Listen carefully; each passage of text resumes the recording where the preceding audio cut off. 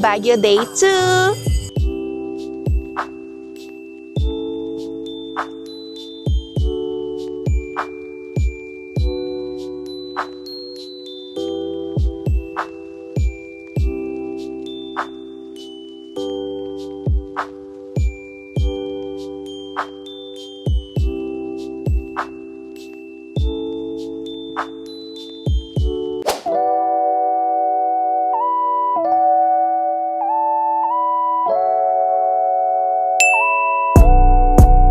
Hey guys! Welcome back to our channel, and for today's video is andito pa rin tayo sa Baguio, and it's actually our second day, and today is December 24, 2025, and time check tayo, it's currently 9:55 in the morning, and katatapos lang natin mag-breakfast. So actually ito palang hotel na pinag-i-stayan natin is nagpo-provide pala sila ng free breakfast, so hindi namin alam. Sakto lang nung bumaba yung mga kapatid ko and bumili ng kape sa 7-Eleven ay in-approach sila ng mga crew and tinanong kung i-deliver na lang daw ba yung mga breakfast sa room or kakain daw dito sa baba. So yun, tsaka lang namin nalaman na meron palang free breakfast kasi nung binook ko yung room is wala man nakalagay doon na nagpo-provide sila ng breakfast. But anyway, hindi ko na na-videohan kasi naiwanan ko itong camera ko sa taas. So kakakuha ko lang at kitatapos lang namin mag-breakfast. Pero ano lang siya, like simple breakfast, like they provide coffee, tapos rice meal, it comes with egg, at tapos tomato, and then longganisa. So not bad for the free breakfast. Tapos, ang itinerary nga pa lang natin ngayon is, meron naman na nakaset, but then, gaya ng first part ng vlog natin, sabihin ko na lang kung nasa na tayo kapag nandun na tayo. Baka kasi maiba na naman and then makonfuse kayo. So, mas okay na lang kapag i-provide ko yung location kapag once na nakarating na tayo dun sa place na yun. So, yeah, samahan nyo ako at libutin ulit natin ng Baguio. And we are here sa first stop natin, ang Diplomat Hotel. Meron nga palang environmental fee, 10 pesos per person. Tapos, kapag meron kayong dalang sasakyan, it depends kapag light vehicle and then private van, it costs 35 pesos naman para sa parking. Unfortunately, hindi tayo makakapasok sa loob kasi pinagbabawal na. Nung first time kaming pumunta dito, nakapasok pa kami sa loob hanggang sa pinakataas. Pero ngayon, wala na. Binakura na nila. So, ganito na siya, oh. May mga harang na.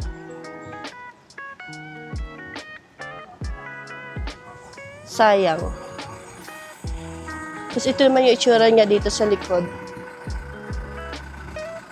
Ayan, ganyan. Tapos dito, may restroom. Kung gusto nyong mag-CR muna. Dito, may nakalagay na Pansigsyan Artisans Village.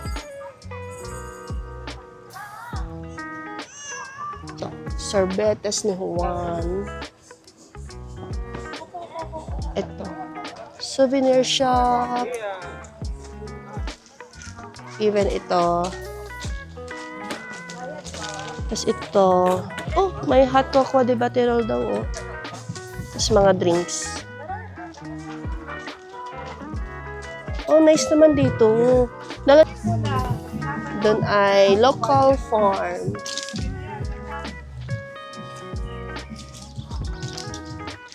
Tapos dito may tapa. Tsaka siomay.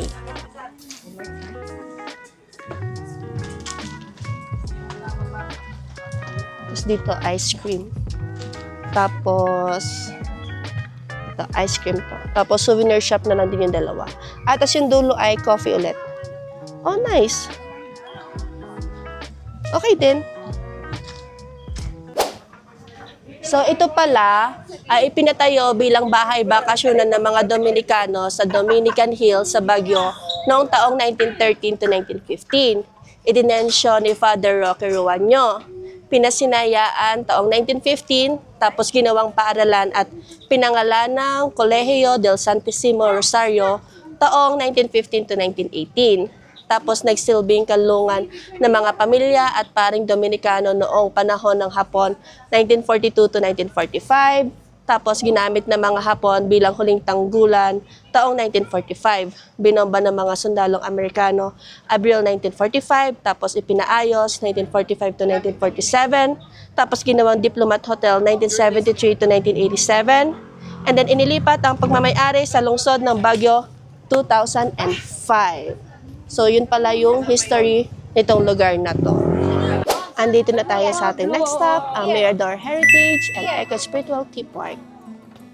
Less than 10 minutes away nga lang pala ito sa Diplomat Hotel. And meron nga palang entrance fee na 100 pesos. Tapos parking 50 pesos. Diyan ka magbabayad and then after is tatatakan ka ng ganito. And then dito naman yung entrance na. So bale, meron naman 2 ways para pumunta dito.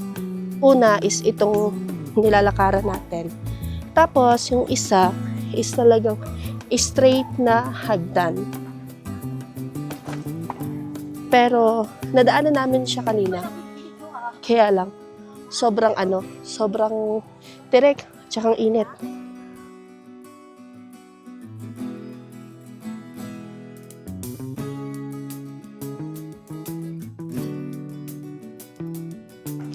Para lang tayong bumalik sa Kyoto, Japan. In fairness, malamig din dito. Abort mission tayo, guys. Binabawi ko na yung sinabi ko. Mas okay pala sana kung naghagda na lang tayo kanina. Para isang straight. Kanina pa kami nagpapalakad-lakad. Hindi namin matunton yung pinakataas. Sobrang laki. So, nagpahinga lang kami sa taas para na kami nag-hiking. Dito ang babaan, no? So, pababa na kami sa papuntang parking. Kapagod. Kakapansisi. Grabe, pawisan na kami. So, ayan. Kita-kits ulit tayo mamaya. Ito naman guys, nandito pa rin tayo sa Mirador. Pero sa ibang area naman. Tignan nyo. Merong ganito, yung para sa Japan, sa Fushimi Inari na gate. At least ito, wala nang hike-hike. So ito, nakapila para mag-picture. Pero din na kami magpapapicture. Tinignan lang namin yung view.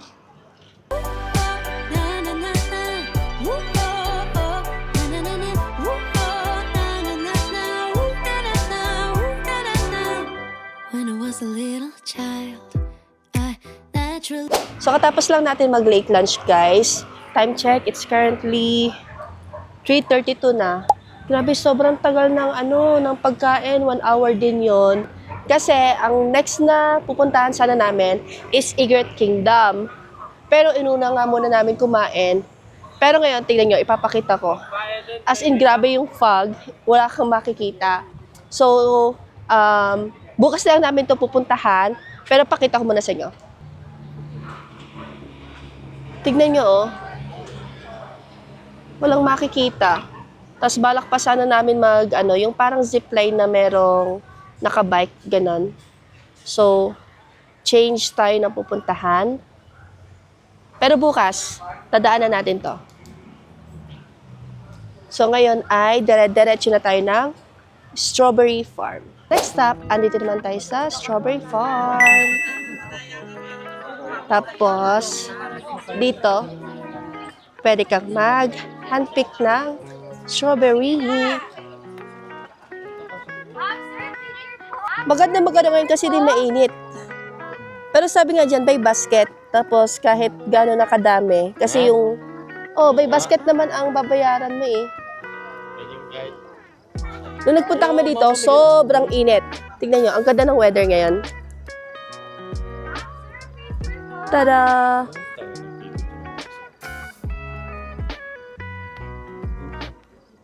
Ganda, hindi mainit.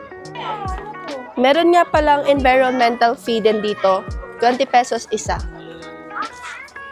Tapos, sabi, kung mamimili ka ng mga, ano ba to? Mga goodies, dito ka daw mamili sa Strawberry Farm kasi way cheaper compare dun sa Mines View Park or kahit saan na dito around Baguio.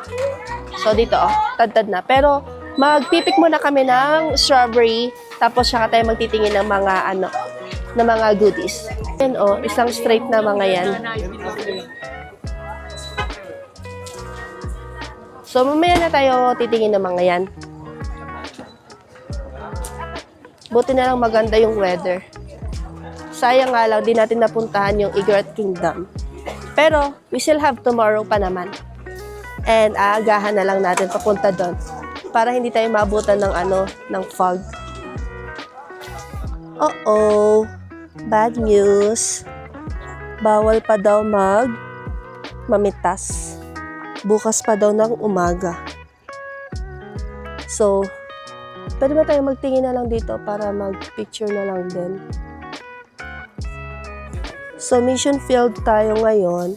And also, hindi na tayo makakabike dito kasi sa lahat ng pupuntahan natin, ito yung pinaka-malayo. Pero yung Egret Kingdom, mapupuntahan pa natin yun bukas. Pero ito, hindi na. Ito, pakita ko sa inyo. Sayang, hindi tayo pwede mamitas. Pero at least nakapasok tayo dito sa mismong farm. Ayan. Kita nyo sa taas kanina, di ba? Yung pinakita ko. Sobrang lawak. Sayang lang. Kakapanghinayang kasi nandito na naman na tayo. Since hindi tayo makakapamitas ng strawberry, magtitingin-tingin na tayo ng mga pwedeng mabili dito. Ang mura ng kitchen dito, 13,400 pesos. Sa iba namin nadadaanan, it's either 10,400.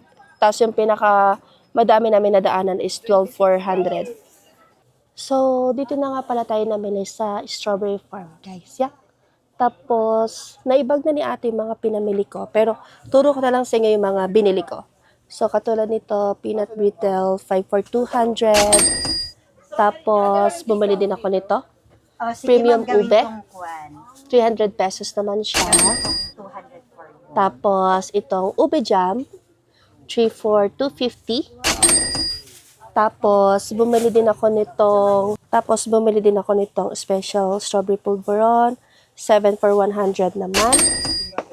And then, itong crispy pili with honey, 2 for 250 naman yan. Are you guys ready? Bali, 2,130 man. Look, snake wine. Oh my gosh. And kinonfirm namin kay ate, real snake daw yan. Ito nyo, grabe. Number 2 sa inyo. Ate, magkano tong snake wine nyo po? Ay, yes, 5K. 5K po. Oh, ito, 5K. Oh my gosh. Ito, real snake yan, oh. Another lazy afternoon. Coffee almost fell asleep on Zoom. Yawn at the display. Meeting It comes with real strawberry. can hear raindrops that dancing on the roof. It's like they're calling. Don't lose your way. Thank you po. Stay inside and step away inside. Oh, Strawberry, taho. Dahil punta tayo dito, magpipicture. rain, oh. Stay inside and step away inside. Oh, Masarap. today, oh, dancing in the rain. Hey, woo, na na na na. Woo, oh, oh, na na na na. Woo, na na na na. Woo, na na na. Woo, na na na. When I was a little child, I naturally would see magic in the Oh, libre pasok, no entrance fee. Meron pala. Now I often get so tired. It's hard Meron silang pag just ganito, to oh. be fascinated, breathing free. Pero binebenta nila yan. But I can hear raindrops that dancing.